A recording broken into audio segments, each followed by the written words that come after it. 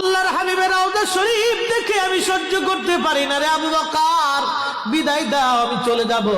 চলে গেলেন নবীর পাগল। সিরিয়া দামেস্কে যাওয়ার পরে কিছুদিন পরে নবীজি স্বপ্ন দেখায়, কিরে বেলাল, এটা কেমন জুলুম, কতদিন হলো তোমার কণ্ঠের আজান শুনি না।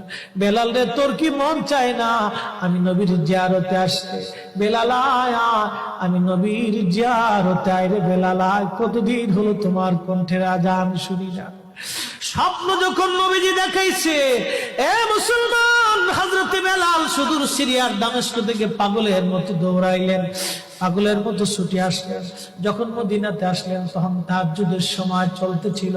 তাহাজ্জুদের সময় চলার সময় হযরত বেলাল রাদিয়াল্লাহু আনহু কাঠের জালি দিয়ে তখন রওজা শরীফ ঘিরে রাখা ছিল।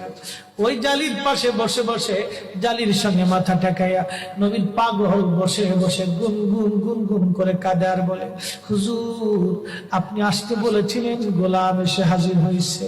নবী গো, আজান দিতে বলেছেন, আমি আজান দিলে আপনি আগে নামাজ আসতেন, এখন আজান দিলে কি নবী আপনি নামাজে আসবেন? হুজুর, এখন আজান দিলে কি আপনি নবী নামাজে আসবেন? নতুন মুয়াজ্জিন আসছে আজান দেওয়ার জন্য, এসে দেখে নবীর মুয়াজ্জিন বেলাল কাঁদে। ডাক দেখে মদিনাবাসী শুনছো, নবীর মুয়াজ্জিন ফিরে এসেছে, বেলাল আসছে, বেলাল ফিরে আসছে।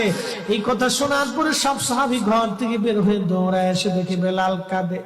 সাহাবীরা বলে, বেলাল আজান দাও, কতদিন হলো তোমার কণ্ঠের আজান শুনি না। বেলাল আজান দাও, কতদিন হলো আজান শুনি না রে বেলাল। বেলাল বলে, সাহাবীরা রে, আমি আজান দিলে কি নবী নামাজ আসবে বলো? সালমান ফারসি রাদিয়াল্লাহু আনহু ডাক দেখে, সাহাবীরা, আমাদের কথায় বেলাল আজান দিবে না, তোমরা যাও দেখো হাসান আর হুসাইন দুইজন ঘরের মধ্যে আসেন।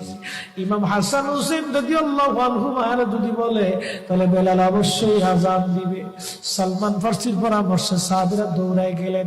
বর্তমান 7 নম্বর গেট বাবু সালাম বরাবর একটা মসজিদ আছে, মসজিদে আলী, এটাই ছিল হযরত ফাতেমা রাদিয়াল্লাহু আনহার বাড়ি।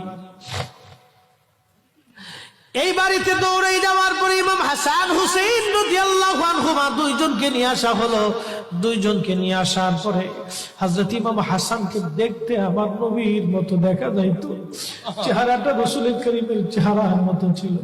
নাতি দৌহিত্র নানার চেহারা পেয়েছিলেন, ইমাম হুসাইনও নানার সুরত পেয়েছিলেন। দুই ভাই নানার সুরত পেয়েছিলেন। হযরতে বেলাল রওজা শরীফ থেকে উঠে হযরতে হাসানের বুকের মধ্যে মাথা ঠেকায় কাঁদতেছে, ইমাম হুসাইনের বুকের মধ্যে মাথা ঠেকায় কাঁদে। হযরতে ইমাম হাসান ডাক দেখে, নানার মুয়াজ্জিন, কতদিন হলো তোমার কণ্ঠে আজান শুনি না। যেই কণ্ঠ দিয়া নানার আজান শুনাই